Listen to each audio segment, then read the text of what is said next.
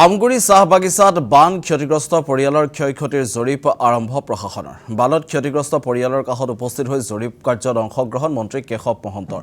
বানত ক্ষতিগ্ৰস্ত প্ৰতিটো পৰিয়ালৰ ক্ষয়ক্ষতিৰ সঠিকভাৱে নিৰূপণ কৰিবলৈ সংশ্লিষ্ট বিষয়াসকলক নিৰ্দেশ। বানত ঘৰ বাৰী সা সম্পত্তি আৰু জীৱিকা হেৰুৱাই ক্ষতিগ্ৰস্ত হোৱা পৰিয়ালসমূহৰ পৰিস্থিতি পৰ্যবেক্ষণ মন্ত্ৰী কেশৱ মহন্তৰ। বানৰ ক্ষয়ক্ষতিৰ সঠিক হিচাপ প্ৰস্তুত কৰি ক্ষতিগ্ৰস্ত লোকসকলক প্ৰয়োজনীয় সহায় আগবঢ়োৱাৰ ব্যৱস্থা কৰা হ'ব বুলিও মন্তব্য। ইফালে আমগুৰি বাগান অঞ্চলত বানৰ ফলত বহু পৰিয়াল গৃহহীন হৈ পৰিছে। নিজৰ ঘৰলৈ উভতি যাব নোৱাৰিলে একাংশ পৰিয়ালে আশ্ৰয় শিবিৰত থাকিবলগীয়া হৈছে। বান কমিলেও বহু পৰিয়ালৰ জীৱনলৈ এতিয়াও ঘূৰি অহা নাই স্বাভাৱিক পৰিস্থিতি। ক্ষতিগ্ৰস্ত পৰিয়ালসমূহে চৰকাৰৰ জৰীপৰ পাছত উপযুক্ত ক্ষতিপূৰণ আৰু পুনৰ সংস্থাপনৰ আশাত বাট চাইছে।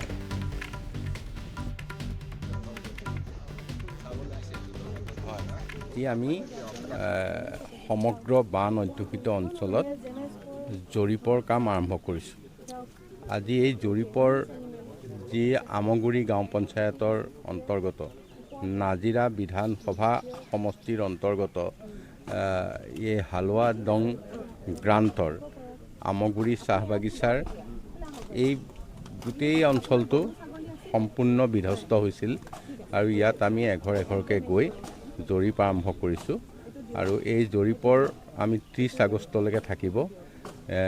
30 আগষ্টৰ ভিতৰত জৰীপ সম্পূৰ্ণ কৰি তেখেতসকলক আমি নিজে পুনৰ গৃহ নিৰ্মাণ কৰিব পৰাকৈ সাহায্য আগবঢ়াম।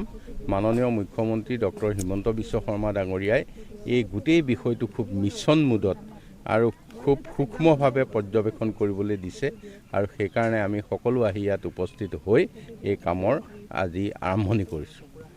এইটো 30 আগষ্টলৈকে চলি থাকিব। আৰু যেহেতু ইয়াত প্ৰায় বহুকেইটা পৰিয়াল আমগুৰি যিখন মডেল হাইস্কুল আছে তাতে আশ্ৰয় লৈ আছে, কিন্তু তাত যেহেতু পাঠদানো আৰম্ভ হ'ব লাগিব, তেওঁলোকক কিবা আমি এতিয়া তেওঁলোকক কিছু সাহায্য আমাৰ ইয়াৰ স্থানীয় বিধায়কৰ জৰিয়তে আগবঢ়োৱা হৈছে।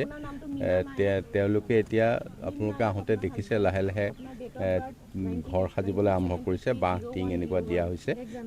এই অতি সোনকালে তেওঁলোক হয়তো সেই ঠাইলৈ গুচি যাব পাৰিব আৰু যেতিয়া টকা পইচা পাব তেতিয়া আকৌ নিজৰ জেগাত বা অন্য সুৰক্ষিত জেগাত ঠাইত গৃহ নিৰ্মাণ কৰি ল'ব। ছাৰ, দেখিবলৈ পোৱা গৈছে যে শিৱসাগৰৰ বহুতো একাউণ্টত 15,000কৈ যি সাহায্য প্ৰদান কৰিছিল, বহুতো একাউণ্টত এজন মানুহৰ 3বাৰলৈকে সোমাইছে। সেইসকলৰ বিৰুদ্ধে কেনেধৰণৰ ব্যৱস্থা গ্ৰহণ কৰিব?